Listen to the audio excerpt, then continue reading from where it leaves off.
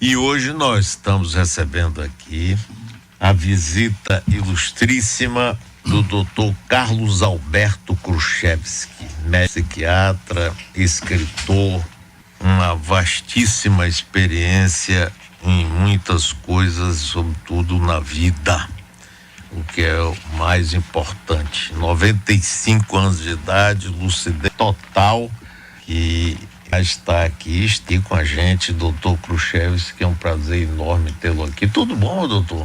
Tudo bem, Mário, o prazer é muito meu estar com você, poder cumprimentar aos ouvintes da Rádio Metrópole, que sem dúvida nenhuma é uma instituição a mais na Bahia. Muito obrigado, doutor. E vem aqui trazendo sugestão aqui do querido e colaborador da rádio, doutor Francisco Ora Fontes. E aí, Chico, tudo bem com você? Tudo bem, Mário. É um privilégio para mim ter tido a oportunidade de sugerir doutor Carlos e mais ainda de trazê-lo, e vou me deleitar. Quero ouvir, porque é uma história de vida fantástica. Nos tornamos amigos, somos amigos recentes, não é? A nossa amizade, mas esse homem é de uma capacidade, de um dinamismo e de uma alegria de viver impressionante. E é contagiante. Pois é, doutor. Então, eu queria saber muito dessa história do senhor. O senhor nasceu em Cipó? Eu nasci em Cipó, por mais incrível que pareça. Por um acidente geográfico, desses acidentes geográficos dos quais a gente lastima o resto da vida, mas lastima não por Cipó, sim, mas lastima porque eu gostaria muito de ser Grapiúna, onde me desenvolvi e pude, afinal de contas, aprender muita coisa útil na vida. Cipó é uma cidade muito interessante, muito curiosa. É uma cidade do norte que já teve uma situação de privilégio na geografia econômica da Bahia. Sim. Eu conheci bem, frequentava lá com meus pais na época do auge de Cipó. Caldas de Cipó. Caldas de Cipó. Estação termal. Isso. Pois é, o rio Itapecuru ali com os banhos termais, o grande hotel de Cipó, que foi inaugurado por Getúlio Vargas. Salvador não tinha um hotel daquela categoria. Mas o senhor nasceu lá e foi criado em Itabuna? Eu nasci em Cipó e fui criado, com menos de um ano, eu fui para Ilhéus. Meu pai era da região de Ilhéus e era comerciante e fazendeiro de cacau lá em Ilhéus.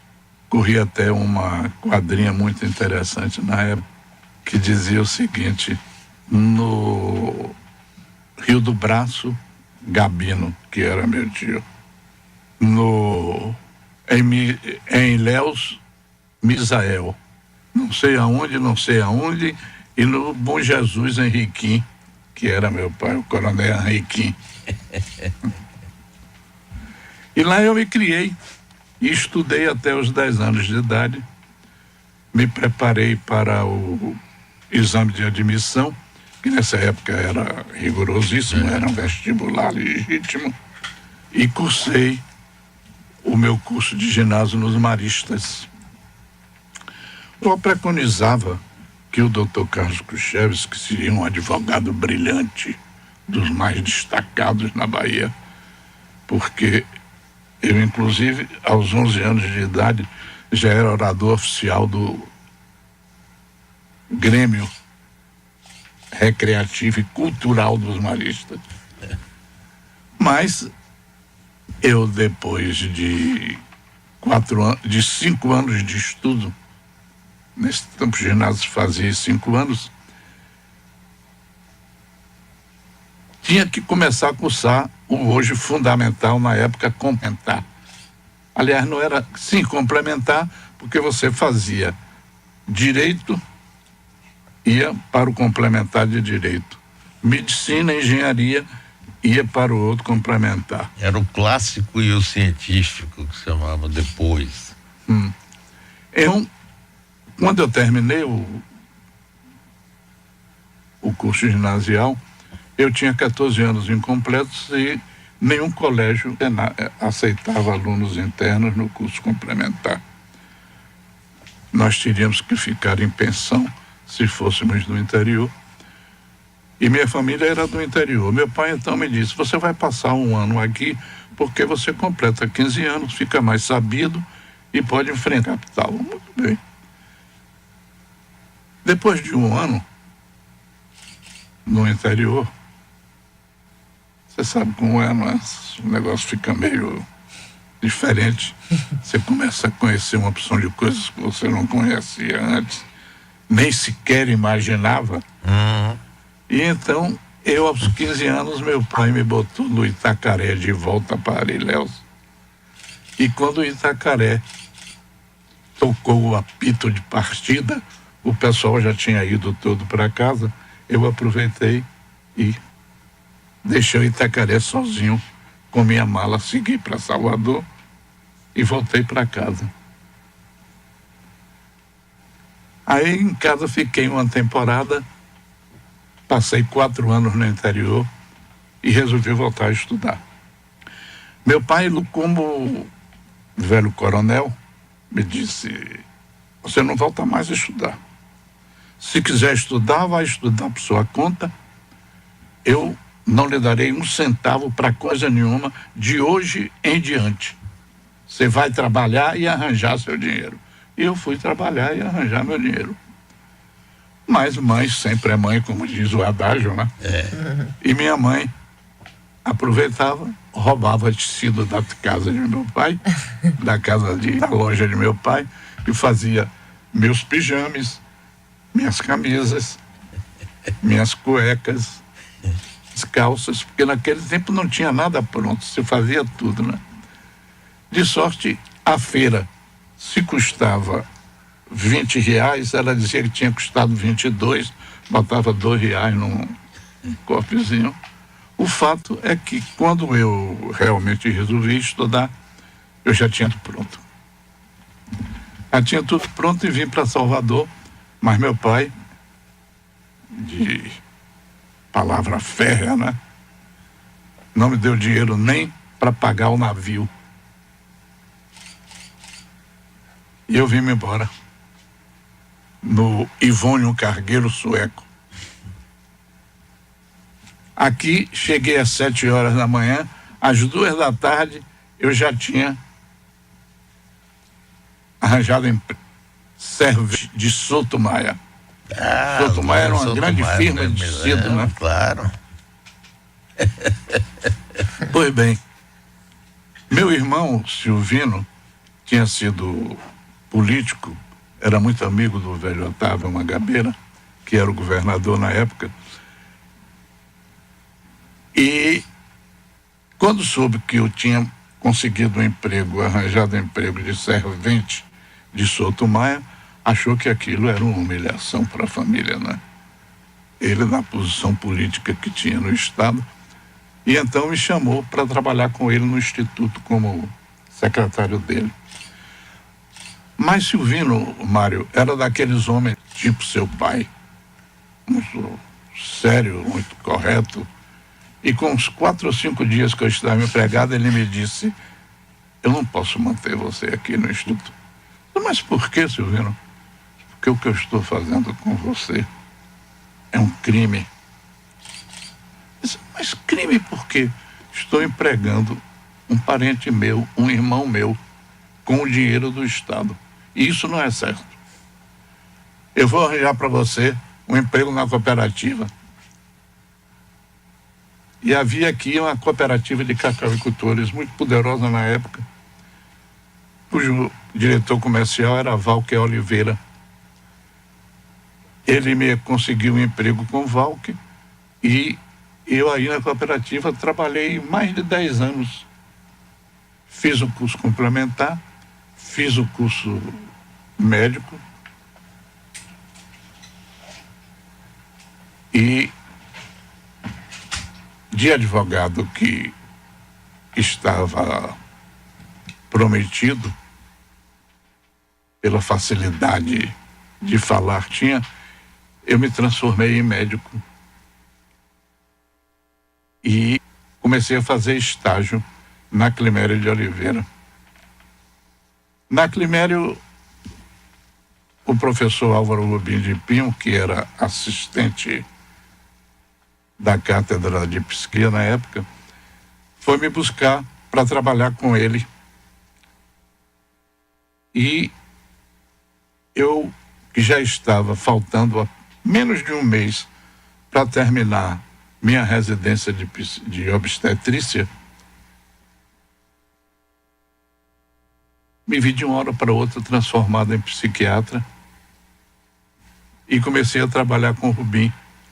O início de minha vida profissional foi todo o Rubim, que me deu uma ajuda extraordinária e me fez assistente dele e merecente. Trabalhei com ele cerca de 10 anos, até que fui convidado para... Aí então começam as coisas interessantes da minha profissão. Fui convidado para ser diretor do Hospital Colônia Lopes Rodrigues de Feira de Santana. Se não me falha a memória, o hospital hoje, ou se já não foi fechado, está às vésperas de ser fechado, dentro da nova política de assistência à saúde do Estado. Na colônia eu fui diretor 16 anos e foi a fase mais em que eu me dediquei à profissão assim, com mais carinho, com mais amor, porque eu me fiz psiquiatra, Mário, por uma coisa interessante, Francisco. Minha mãe era doente mental. Eu então aspirava curar minha mãe. Mas minha mãe era doente, portadora de uma doença incurável, não é? Mentalmente. Mas eu sempre estudando, me esforçando o mais possível para ver se descobria um remédio que nunca descobri, mas consegui encontrar na psiquiatria, na verdade, uma realização total, não só do ponto de vista profissional, como do ponto de vista de trabalho mesmo, que me encantava. Eu me dava muito com os meus doentes, eu conversava muito com eles, brincava muito com eles. Eu me lembro de um fato interessante. Eu tinha um paciente e um dia o meu oficial de gabinete me disse: doutor, Zé Barra está aí para conversar com o senhor. O que é que Zé Barra quer? Ele quer falar com o senhor. Mande ele entrar. Aí Zé Barra entrou e tirou o chapéuzão, botou na mão e me disse: doutor, eu vim aqui lhe fazer uma confissão. Pois não. O que é que é? Disse: eu não estou sendo correto com o senhor. Mas como, Zé Barra? O senhor imagine que eu estou cometendo uma coisa errada, eu sei que é feio, que é falta de educação, mas eu vim lhe dizer isso porque eu não suporto mais e eu quero dar uma solução a isso. Ele: o que é? O senhor imagine que recebo todas as noites na enfermaria a visita de Brigitte Bardot. E eu acho que não está certo. Afinal de contas, eu ficar abraçado com ela a noite toda na vista do meu doente. Mas, Zé Barra, então o que é que você quer? Se eu quero que o senhor me dê permissão de fazer a minha casinha e eu ir, afinal de contas, morar com ela, viver com ela. O senhor permite isso? Permito. E ele fez a casinha dele, a área da colônia era muito grande, e todas as noites tinha o seu encontrozinho com Brigitte Bardot. Maravilha. Dr. Carlos Alberto Khrushchevsky, 95 anos de idade, contando aqui, dividindo um pouco dessa vida maravilhosa dele. Essa foi ótima. Não é todo mundo que tem a felicidade de ter sido amante de Brigitte Bardot, né? Não é? Imaginou toda noite ela ir lá dormir com ele. Aí depois de Feira? Bem, depois de Feira, eu passei 16 anos como diretor do Hospital de Feira. Entrava governador, saía governador, mas eu trabalhava rigorosamente como técnico, embora tivesse sido político, trabalhava rigorosamente como técnico, e isso fez com que eu permanecesse no hospital, aonde morei 16 anos, dentro do hospital, A Brigitte Bardot não ia visitar Não. o senhor, né? Olha, Mário, minha mulher era tão ciumenta que Brigitte Bardot não podia chegar ali no portão do hospital. Pois bem, moramos 16 anos no hospital, eu e minha família. E enquanto eu organizava o hospital, porque eu dirigi a construção do hospital, tomei conta de tudo direitinho, graças a uma das figuras mais notáveis da psiquiatria baiana, que eu não sei se você chegou a conhecer, Raimundo Rocha Filho, professor de psiquiatria da Universidade Católica. Raimundo era uma figura humana admirável. Como profissional, era um profissional brilhante. E como administrador de coisa pública, tinha uma visão muito, muito interessante, muito ampla. E quando eu voltei para Salvador, eu voltei a trabalhar no meu consultório, porque eu trabalhava de qualquer maneira 2 dias na semana aqui, para não perder de toda a clientela. Depois que estava aqui, eu fui presidente do IAPES, eu fui presidente do INPS, superintendente do INPS, durante 4 anos, durante 1 ano e pouco, substituindo César Vaz, que estava doente e não podia assumir. Depois insisti que César assumisse, ele assumiu, mas não teve condições de suportar o trabalho, e eu então fui nomeado definitivamente na época do governador João Duval. E fiz um bom relacionamento com João Duval, que eu já conhecia desde o tempo de estudante. E ele me convidou para ser superintendente do IAPESEB.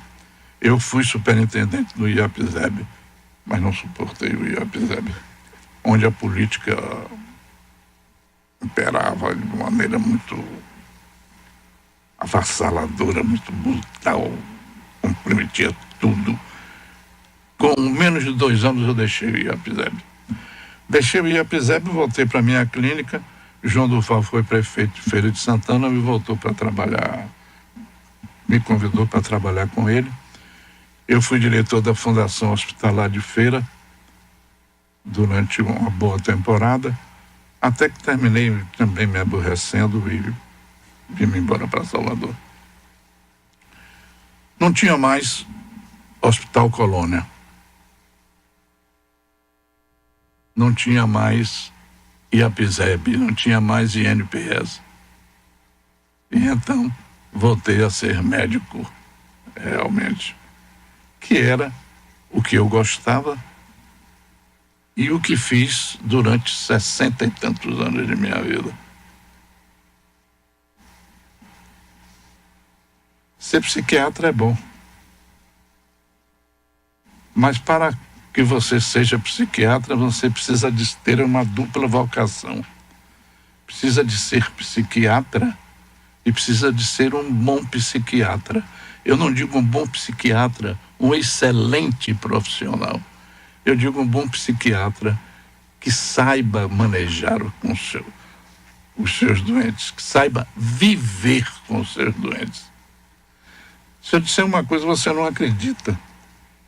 Eu, no curso da psiquiatria, eu fiz coisas que jamais acreditei na minha vida que fizeram. Uma ocasião, um doente estava encostado numa das colunas do hospital, pensativo, meditabundo, criando naturalmente alguma teoria nova. Porque no tempo que comecei a fazer psiquiatria, a psiquiatria se resumia ao eletrochoque, a passiflorine, e logo depois os franceses começaram a publicar uma série de trabalhos sobre a ajuda que dava uma medicação que eles descobriram nos casos de psicose puerperal. O Largactil, para eles Largactil, para nós o atual Amplictil. O método de tratamento era comum, tudo de psiquiatria naquela época, muito tendente ainda à ligação com a idade média. Você colocava a paciente numa banheira, cobria essa banheira de gelo e aplicava Largactil, Amplictil. O Amplictil, extremamente potente, adormecia imediatamente a paciente e dava um sonho, um coma prolongado, que ia sendo mantido constantemente durante a doença. E quando chegava o término da enfermidade, que o paciente recebia a alta do tratamento, estava, curiosamente, se não curado, pelo menos bem melhor. Aí então veio o uso do Amplictil na psiquiatria. Foi realmente o primeiro instrumento ordenado, terapêutico e importante que nós recebemos em psiquiatria. Porque até então o básico era o eletrochoque. Você colocava 20 pacientes deitados em leitos e saía pum, pum, pum, pum, pum, pum, pum, pum. Quando terminava, estavam em convulsão, o primeiro e o último. O eletrochoque foi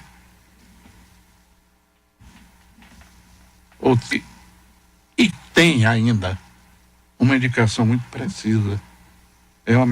Ainda é usado até hoje, não sei se você sabe. Eu sei. É usado com disso. muita proficiência, particularmente nos casos de psicoses do afeto, a antiga chamada psicose maníaco-depressiva, PMD. Além do eletrochoque, os únicos meios de que dispunhamos, cardiazol na veia, que também provocava crise convulsiva, e o chamado método de Sackel. O método de Sackel era bárbaro até no nome. Você aplicava qualquer besteira, qualquer bobagem aí, parecida a 400, 500, 600 unidades de insulina num paciente que não era diabético. E o deixava em coma. Era assim que a gente trabalhava no começo, na década de 50. Daí em diante, não, as coisas realmente começaram a melhorar, indiscutivelmente. Que coisa. O arsenal terapêutico aumentou barbaramente. E hoje em dia, então, a máquina, a tecnologia, praticamente afasta o paciente do seu médico. A grande coisa que a medicina já teve, Francisco sabe disso, mesmo porque é um profissional de primeira monta, a aproximação médico-paciente. É fundamental, também acho. Que era uma coisa básica no relacionamento médico. O médico de família, inicialmente, depois o médico, a relação com o paciente de consultório. Hoje em dia você tem uma relação médico-tecnologia. Você vai ao consultório médico para se submeter a um exame, eu lhe pergunto, com devido respeito aos colegas, evidentemente, se um médico sai de sua saleta para presidir a realização de uma tomografia computadorizada, de um simples exame de raio-x, não há mais. A tecnologia assassinou o relacionamento médico-paciente. Concordo inteiramente com o senhor, doutor. Eu vivo isso, eu sei como é exatamente isso que você está dizendo. É uma pena, mas é isso mesmo. O médico clínico que existia, eu me lembro sempre aqui do exemplo do doutor Rodolfo Teixeira. Rodolfo foi um grande médico. Pois é, a gente passava 1 hora conversando com ele sabia da vida da gente, olhava, tocava, Examinava. Olha, eu, enquanto trabalhei, eu conservava o hábito simples, inicial, tirava pressão arterial de todos os meus pacientes. E então um colega entrou no meu consultório para falar comigo com coisa de urgência e me viu tirando a pressão de um paciente. Mas, rapaz, você tira pressão de paciente? Você perde tempo com pressão de paciente? Você entende de cardiologia? É isso aí, doutor. É isso. É isso mesmo. Essa relação modificou completamente, com os planos de saúde, com aquelas coisas todas, com muitos exames, né? Hoje a gente vai no médico e ele dá logo 30 exames 30 assim, exames. né, para você fazer. Mas, doutor, mas o senhor entrou em outras áreas também, além da medicina. Bem, Francisco, que é muito meu amigo, por sinal, e a quem eu devo uma gratidão muito grande pela amizade que ele tem. Francisco diria que eu sou eclético. Eu sempre tive um temperamento muito inquieto, realmente.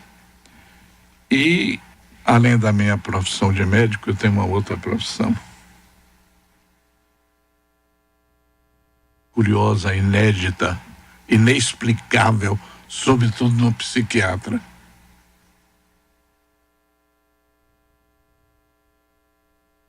Eu sou teólogo. Teólogo, com diploma de teólogo pela Faculdade de Teologia da Universidade, ou da Escola São Bento. Fiz o curso de 4 anos de teologia, a qual, evidentemente, não dedico nenhum interesse a não ser o de leitura, que eu até hoje mantenho leitura no particular. Fiz curso de cozinha, fiz curso de pintura, fiz curso... Se você me disser aqui alguma liberdade, se previna e se trate com respeito, porque eu sou karateca. Na hora em que ia fazer exame faixa preta, tive um infarte e acabou-se o karateca. Agora você pode ficar tranquilo. E exerci uma série de atividades. Eu nunca gostei de ficar parado. Nunca gostei de ficar parado. Uma das figuras que eu admiro muito na Bahia ultimamente é você, pela atividade que você desenvolve, pela sua inquietude, não é atividade, pela sua inquietude. Eu acho que um homem inquieto é um homem inteligente. Eu acho que um homem inquieto pode prestar serviços inestimáveis à coletividade. Eu sempre achei que o outro, a coletividade, é uma coisa importantíssima, uma das ciências mais novas que eu cultivo e acho admiráveis é a alteridade, o estudo do outro.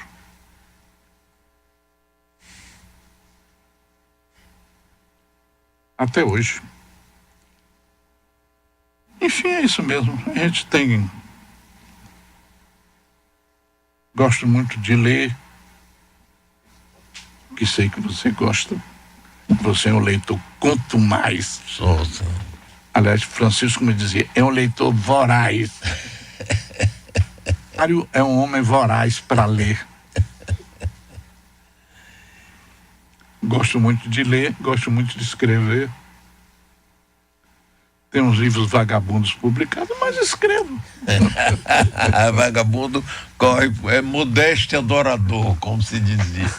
Modéstia adorador. Agora, eu estou conversando com o doutor Carlos Alberto Khrushchevsky, médico, psiquiatra, teólogo, escritor, pintor, aprendendo a cozinhar também. Fui radialista.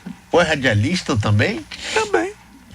Eu tinha um programa na Rádio Sociedade de Feira de Santana, com um que eu considero que foi um dos maiores radialistas da Bahia, que você conhece, homem, Aristeu Nogueira. Sim, claro, demais. Tem belas composições musicais. Aristeu era um tipo interessantíssimo. Mas trabalhei alguns anos na Rádio Sociedade. E o programa era o quê? O programa era sobre medicina. Era um programa semanal. De conhecimentos médicos, evidentemente, conhecimentos médicos mais superficiais, e perguntas e respostas. É importantíssimo, né? Porque a informação, muita gente se beneficia dessas informações. Eu acho isso importante. Agora, fale um pouquinho mais sobre a teologia. Como é que isso na sua vida, né? Como é que lhe deu essa vontade de fazer esse curso e como é que qual a importância que tem? Mário, se você me permite, eu vou te fazer uma confidência, que a essa altura evidentemente não é mais confidência, porque você é ouvido pelo mundo afora. Eu fui comunista, militei no movimento comunista no meu tempo de estudante, fui presidente da União dos Estudantes da Bahia, no governo de Otávio Mangabeira, mas com uma má vontade irresistível da polícia de então. A segunda metade do meu mandato de presidente da UEB já foi com Laurindo Regis. Que era o chefe de polícia, né? E eu tive a honra de visitar as salas da Secretaria de Polícia, onde fiquei detido por algum tempo, porque naquela época ser presidente da UEB era o equivalente a ser um comunista ferrenho, ou talvez mais do que isso, um anarquista irresistível. E durante o passado do tempo eu não me preocupava absolutamente com religião. Eu não posso dizer que ateu, porque eu acho que eu era agnóstico. Depois de... Você sabe que isso só chega com a maturidade já bem cultivada. Eu comecei a ter dúvidas. E a sentir uma angústia existencial terrível. O que é, o que não é. Até que um dia eu me perguntei, mas será que Deus existe mesmo? E eu vou procurar uma resposta. Eu vou fazer um curso de teologia, a ciência de Deus. Se ela não me trouxer nada da ideia de Deus, é porque Deus, logicamente, não existe. E então, comecei a fazer o curso de teologia. Inicialmente, se você me permite a expressão, um porre legítimo. Já do segundo ano em diante eu comecei a gostar. E do terceiro ano eu já estava habituado com o curso, me fazia falta. Eu tive bons mestres, por exemplo, Dom Gregório. Fui aluno de Dom Gregório durante 2 matérias. Fui aluno do professor Cândido, você conhece? Fui aluno do professor Cândido, professor de História da Igreja. E tive um rapaz que hoje em dia mora em Brasília, que me ensinou no primeiro ano, aonde eu tomei os meus primeiros contatos com o judaísmo e tive noções muito boas a respeito, sei da história de Israel. A gente aprende essas coisas todas, né? Bem, pergunta-se. Eu, por exemplo, psiquiatra, médico, que trabalhei durante 65 anos, para que é que me serve teologia? Me serviu muito, porque eu não me canso de proclamar a essa altura de minha vida que me fez ver Deus, me fez eu me encontrar com Deus, que eu considero a grande força, a grande unidade, a grande potência. O Bolsonaro no céu. Com perdão de Bolsonaro. E isso lhe fez muito bem. A mim me fez.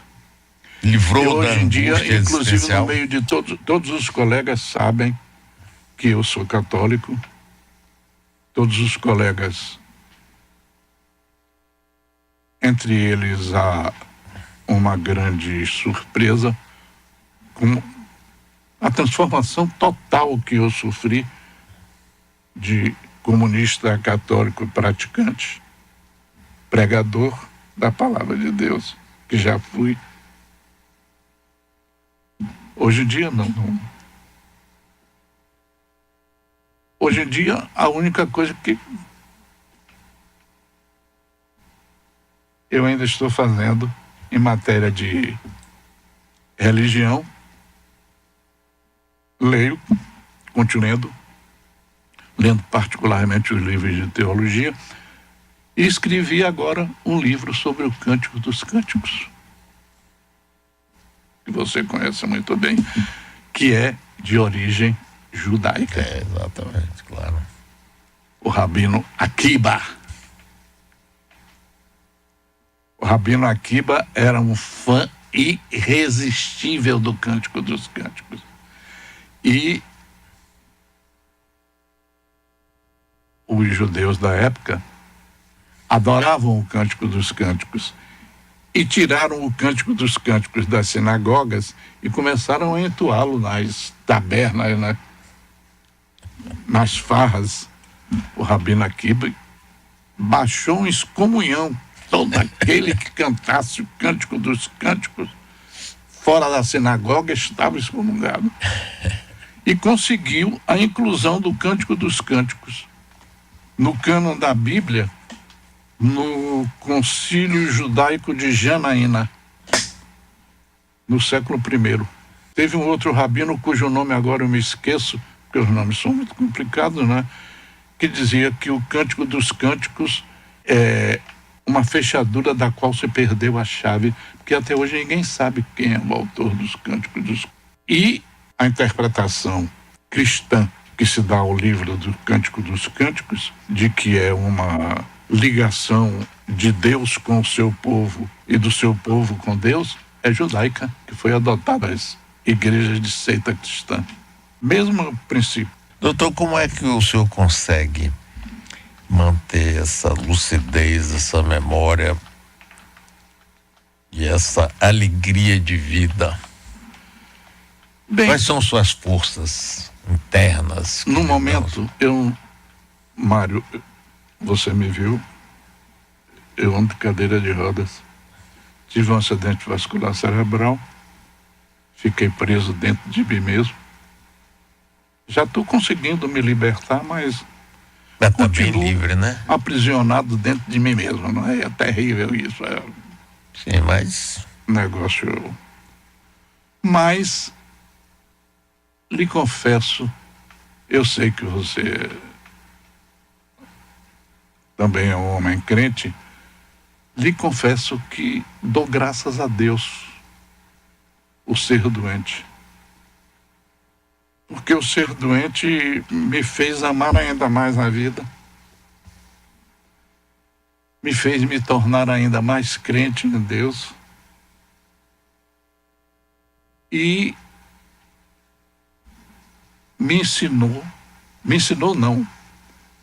me levou a cultivar uma das coisas que eu sempre cultivei: o amor ao trabalho, a dedicação ao trabalho, a fazer alguma coisa. E o hoje não fazer nada, para mim é um suplício. Eu precisar das pessoas para me movimentar é um suplício. Isso me faz muito me recordar um amigo que eu tive e que você conheceu muito, o professor Norival Sampaio. Claro. Norival, quando eu comecei a profissão, conhecia muito Norival de nome, não era amigo dele. Mas a sorte nos fez plantonistas do Juliano Moreira no mesmo dia.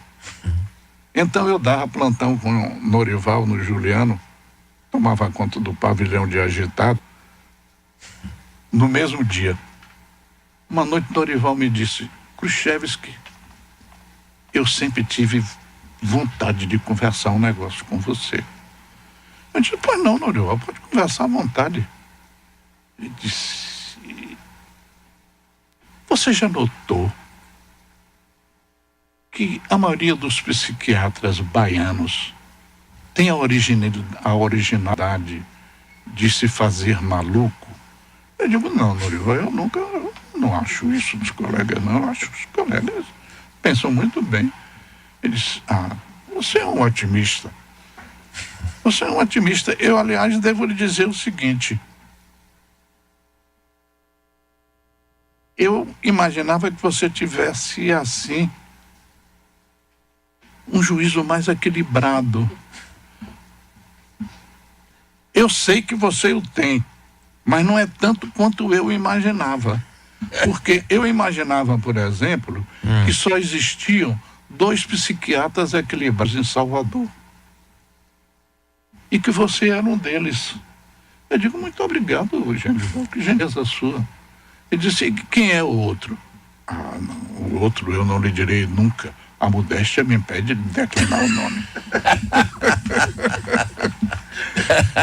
Pois bem, maravilha. A modéstia me impede de declinar que eu acho que a minha posição atual de semi-nativo, dependente, só me agrada por uma coisa: porque me permite agradecer a Deus estar vivo. Pois é. E lúcido. Bem, a minha lucidez, eu tenho a impressão que é um problema de treinamento. A memória, a minha lucidez, são um problema de treinamento. Você imagine um médico psiquiatra que lá eu tinha uma clínica razoável, não era das mais brilhantes, razoável. E me dedicava a fazer psicoterapia. Fazer psicoterapia de dezenas de pessoas. E ter essa pessoa semanalmente diante de você e não se lembrar do que é que ela tem. É preciso que você vá exercitando. Isso é verdade. A sua memória de qualquer maneira. E isso me ajudou. Terminei. A essa altura, com 95 anos, eu devia estar, não posso dizer aqui na rádio agora, mas devia estar fazendo isso. Lamentavelmente não faço.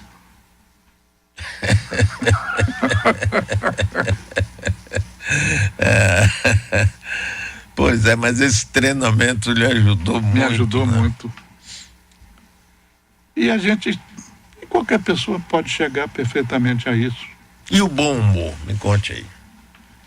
Essa alegria, assim, tudo aqui que Você falou, eu senti assim. Eu vou lhe fazer uma pergunta. Você deixará de ser esse Mário Kertz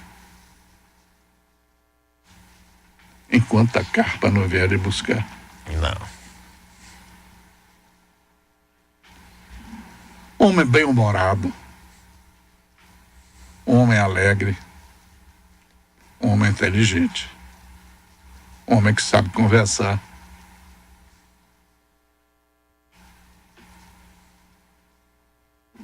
Você me lembra muito esse colega que está aqui ao meu lado, Francisco Ora Martins. O Francisco Ora Fontes, que é uma das pessoas mais admiráveis que eu já conheci. E eu concordo. Como de mim também. E o que me chama a atenção mais em Francisco é exatamente o que me chama a atenção mais em Mário Kertz. É o bom humor, que é um sinal de inteligência.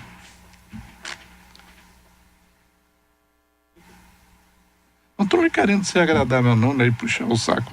Ah, nem precisa, nem tem razão para isso. Porque não há necessidade disso. Não. Não, de jeito nenhum. Mas você não pode imaginar como é bom ouvir o seu depoimento. Por quê? Porque é uma história de vida admirável. Eu retiraria o admirável. Modéstia É uma história morador de vida. novo. Não, me desculpe, não. Não é comum isso. Que nada, doutor. Que nada. De jeito nenhum. De jeito nenhum. Com a inteligência, com a seriedade, a dedicação. Nada. Que é isso? Pelo amor de Deus. Não, é uma história de vida. Eu procurei me dedicar à minha profissão porque eu realmente amava a minha profissão. Eu, como Francisco, acho que o que faço é o que há de melhor no mundo. Aliás, eu não faço mais, né, o que eu fazia, mas o que ele faz é o de melhor no mundo. Você dirá, mas o de melhor no mundo, eu estar aqui agora diante desse microfone conversando com você, com Francisco, com dona Liz. Com dona Liz. É o que fazer de cada um de nós. É o que nós escolhemos para nós. Eu escolhi, dentro daquele sentimento que em psiquiatria a gente chama de catatimia, que é a influência de fatores pessoais. Eu escolhi ser psiquiatra porque minha mãe era doente mental e eu queria curar minha mãe. Pretensão absurda, louca. Mas eu alimentava aquilo com carinho extraordinário. Não consegui.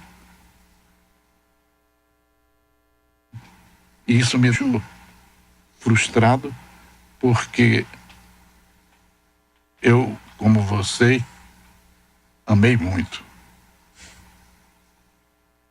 O verbo amar continua a ser aquele que nós merecemos julgar com mais intensidade, com mais vigor, com mais força. Mas a mulher que eu mais amei no mundo chamava-se Erundina de Miranda Khrushchevsky, minha mãe. Maravilha.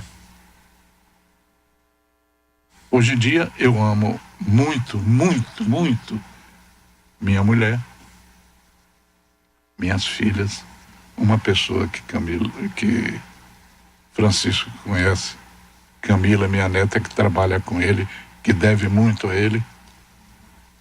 É médica também? É médica também. Deve muito a ele como profissional. Mas, se puser esses personagens à parte, A mulher que eu mais amei no mundo foi minha mãe. E me frustrei diante dela.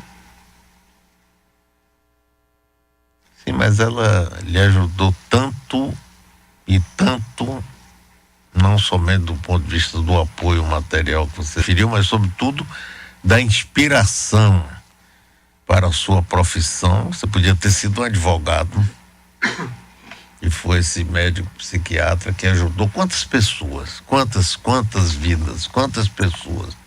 Mário, eu tenho um fichário que até hoje guardo, em que infelizmente tenho que guardar até o fim de minha vida, porque pode haver necessidade a qualquer momento. A propósito, há uns 3 anos atrás, eu recebi um telefonema de uma pessoa que me pedia que eu declarasse que tinha estado com ele no consultório durante tantos tempo, fazendo psicoterapia. Eu não me lembrava mais quem era a pessoa. E meu fichário, que eu guardo até hoje, por essas coisas, eu lacrei, quebrei a chave e joguei fora. Fui obrigado a levar um chaveiro em casa, fazer uma nova chave, só para encontrar a ficha desse doente e dar o laudo que ele queria, que era uma questão judiciária. Tá vendo? Então, até hoje eu tenho meu fichário e sei lá quantos doentes eu atendi, perdi a conta. Quantos doentes você atendeu? Você sabe? Não sei, tô muito menos. Dezenas de milhares. Pois é, então. A inspiração da sua mãe em sua vida aí. Ah, isso foi a inspiração Não é? de minha mãe, foi. Então. E seus escritos? Crônicas, biografia, romances. Você sabe de minha vida toda? Também andei pesquisando sobre sua vida, assuntos bíblicos, 7 livros seus. Eu tenho 7 livros. Biografia, sua biografia? Não, eu tenho a biografia do bispo emérito de Feira, Dom Silvério Martins, o Campo Arado de Jarbas. Aquele... não é seu. Mas você deve conhecer, de São Lucas. Aquele que pegar no arado e olhar para trás não é digno do serviço de Deus. Então, o livro chama-se O Campo Arado de Jarbas. Jarbas era o nome civil dele. Escrevi um livro de diversos livros de crônicas. Escrevi um livro sobre o Apocalipse, que também não é de seu cânon. E me lembro mais não. Teorema de Arquimedes. E o Teorema de Arquimedes, um romance. E agora, qual o projeto? Além de aprender a fazer peru de Natal. Você que é um homem inquieto, inteligente. No momento, eu não tenho projeto nenhum. E isso tem me deixado numa inquietação terrível. Mas é da inquietação que ação, não é? Mas não tenho nada a fazer. Nada. Camila, minha neta, colega de Francisco, me perguntou, meu avô, por que o senhor não vai ensinar na universidade de idosos, que por sinal é pertíssimo de minha casa, ali na Igreja da Graça? Eu estou alimentando a pretensão de ver o que é que faço. Se não vier a ideia de fazer outro livro, Eu não quero que ninguém leia, eu não faço questão que ninguém leia. Eu faço porque quero ocupar meu tempo. Mas dentro em breve você terá um professor Eu acho uma ótima ideia. na universidade da terceira idade. Terceira idade. Vou me oferecer para ser professor. Eu tenho que fazer alguma coisa. Mas essa é uma ótima ideia. Essa sua neta é muito sábia, viu? Por que você acha? Foi por isso, por ela ter dado essa sugestão aí, porque com sua experiência de vida e com tudo que você tem nessa cabeça e essa inquietação sua, e o exemplo de uma pessoa na terceira idade com essa inquietação até hoje, né, com essa lucidez, pô, isso é uma coisa fantástica. O pessoal está perdendo tempo não te levar, ainda mais que é perto de sua casa. Você agora me fez lembrar duas coisas interessantes. Eu no hospital brincava muito com os pacientes, eu conversava muito com os pacientes. E um deles estava encostado numa coluna. Pensativo, naturalmente elocubrando ideias fantásticas.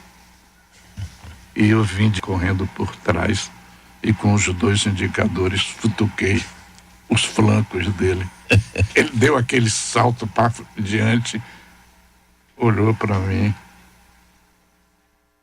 Depois o senhor diz que o maluco sou eu. Uma ocasião, eu tinha um paciente fazendo baderna no hospital. Todo mundo tinha medo dele, porque era um forte. Aí, um dia de domingo, eu fui ao hospital. Porque nessa época, eu morava no terreno do hospital, né? E eu ia ao hospital diariamente. Todos os dias. Inclusive, às vezes, até à noite. E mandei chamá-lo. Sebastião, eu soube que você anda fazendo esporro. Eu, doutor, o que é que eu faço? Só chegar na cozinha, apanhar uns 4 quilos de carne e vender para arranjar o dinheiro da cachaça. Você acha isso nada demais? Ah, você acha que não é nada demais, né? Sebastião, não faça assim, tá errado. Você está prejudicando seus colegas, tirando a comida de seus colegas.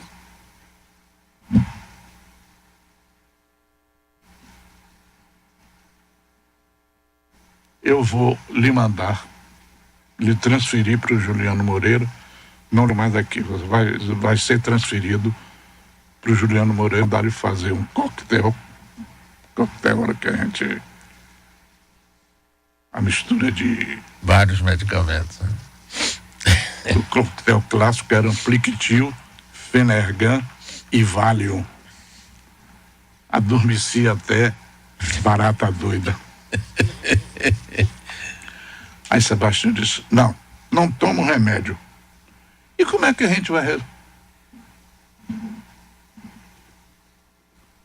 Queda de braço. Pega uma queda de braço comigo, se me derrubar, eu vou. Se não derrubar, eu não vou. Eu digo, e agora? Mas nessa época eu era karateca, né? É. Então eu era realmente muito forte, fazia educação ou ginástica.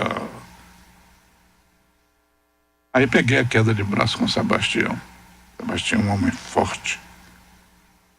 E consegui vencer Sebastião. Ele levantou-se, tirou a camisa e disse, pode mandar dar a injeção que eu vou agora para o Juliano. E veio calmamente. Beleza. Agora, o grande...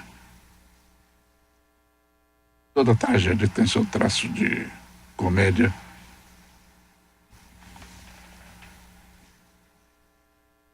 E a grande tragédia de minha vida é que eu tinha um amigo muito chegado, frequentava a minha casa, e eu ia com ele frequentemente para jantarmos fora.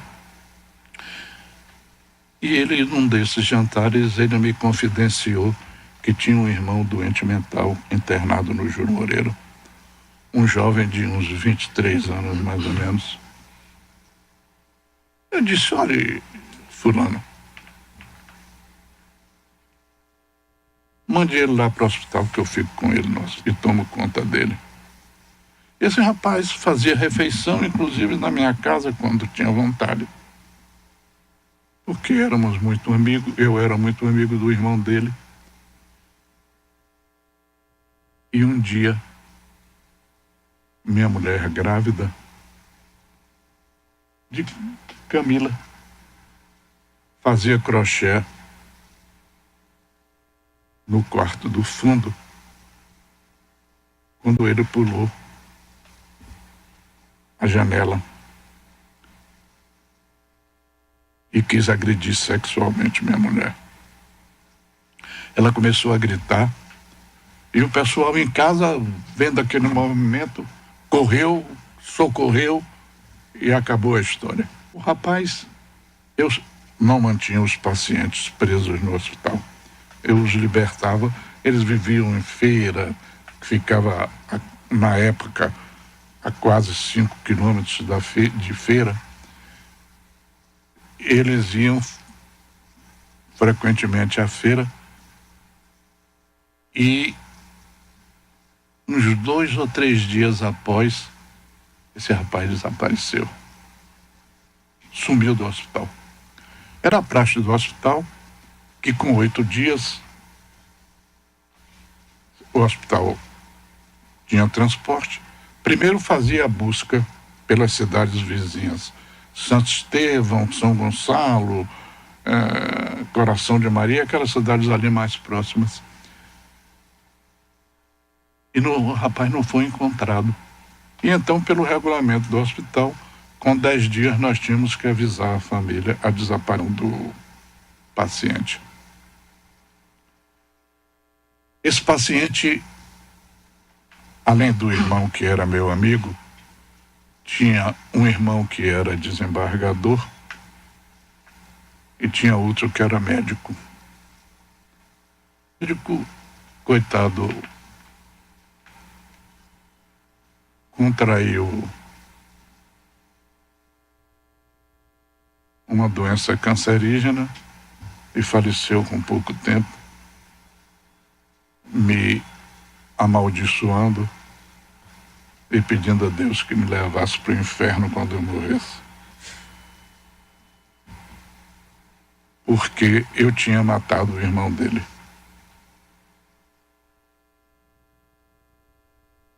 Dado o cérebro chá da meia-noite, não é que você deve conhecer pelo menos de nome.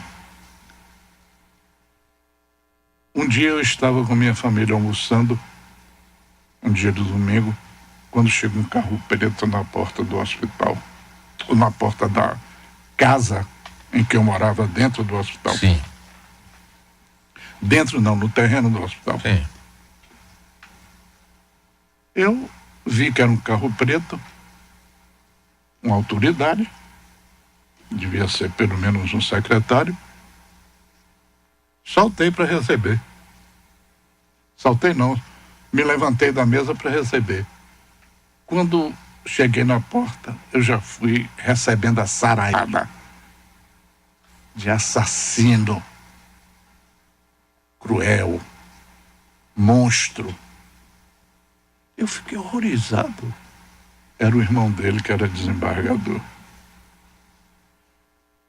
Tentei explicar, como a gente sempre tenta nessas explicações, nessas situações difíceis, não consegui de jeito nenhum. E a família do rapaz me criou uma animosidade terrível. E passou 1 ano, passou 2 anos, o rapaz desaparecido realmente. Quando um dia o meu oficial de gabinete diz: doutor, aí tem um motorista querendo falar com o senhor. Mande entrar. Aí o motorista entrou, disse: doutor, Eu sou motorista de caminhão, venho de Teófilo Otoni e trago aí um rapaz que diz que é daqui do hospital. Eu estava no restaurante em Teófilo Otoni, ele viu a placa de meu carro de feira e perguntou. Aí ele disse, o senhor me dá uma carona para eu ir para o hospital do Dr. Carlos, do Dr. Carlos, né? Para eu ir para o hospital do Dr. Carlos, lá em feira, disse, dou. Era o rapaz. Ixi. O rapaz em condições precaríssimas de saúde,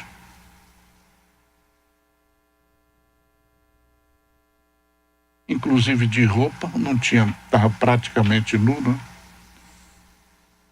Eu o recebi, mandei fazer barba, dar banho, prepará-lo, trocar de roupa, e no mesmo dia eu o mandei de volta para a família. Nunca mais tive notícias. Mas esse fato me amargurou muito pelo fato de uma pessoa ter imaginado que eu seria possível de assassinar um doente mental, mesmo pelas razões que regiam o fato. E que não deram em nada, porque eles apenas ameaçou. Sim, claro. Que coisa, que história é essa, né, doutor? E a família depois se manifestou alguma coisa? Absolutamente. Nada. Nem sequer me agradeceu. Morreram quase todos, já estão mortos. E nunca mais tive notícias. Que história. Mas eu vou encerrar com uma outra história. Diga. Também muito interessante. Essa é interessante. Essa é interessantíssima. O secretário de Saúde fazia semanalmente uma reunião com todos os diretores de hospital. E haviam 2 diretores de hospital que eram muito respeitados. Zezito Magalhães, foi diretor da Ticilo Babina. 2 anos a mais do que eu. Ele foi diretor da Ticila durante quase 20 anos. E eu diretor do Hospital Colônia de Feira durante quase 18. E então, na reunião, aquele salamaleque todo, como é que vai esse hospital? O que é que está faltando? O que é que está faltando? Sempre faltou, e muito. Não é de hoje, não. Sempre faltou, e muito. E quando chegou de minha vez, merda, eu posso dizer. Pode. Chegou na minha vez, ele me perguntou, e agora, Kruszewski, sua vez, como é que está o seu hospital? Está uma beleza, não está? Eu digo, doutor, com o devido respeito, se Vossa Excelência me permite, meu hospital está uma merda, doutor. Claro que foi um impacto terrível. Os outros diretores deram risada e o pobre do secretário ficou sem ter onde meter a cara. Imagina. Aí o pessoal, depois da reunião, me disse, rapaz, você pode esperar o decreto de demissão amanhã. Eu digo, não vai ter decreto de demissão nenhum. Você é louco, ele vai lhe demitir, ele não vai admitir um desrespeito desse. Ele disse, eu vou assegurar a vocês uma coisa. Amanhã eu estou com pelo menos uns 4 ou 5 operários consertando o hospital. Mas seu Mário não deu outra. Os esgotos do hospital foram consertados. Mas era uma lástima realmente. Eu mandava ofícios, vinha pessoalmente, falava com o engenheiro, mas não tinha solução. Palavra mágica. Foi a merda. Palavra mágica, viu? Assim como Cambrone enfrentou os ingleses, eu enfrentei o secretário. E resolvemos ambos a situação.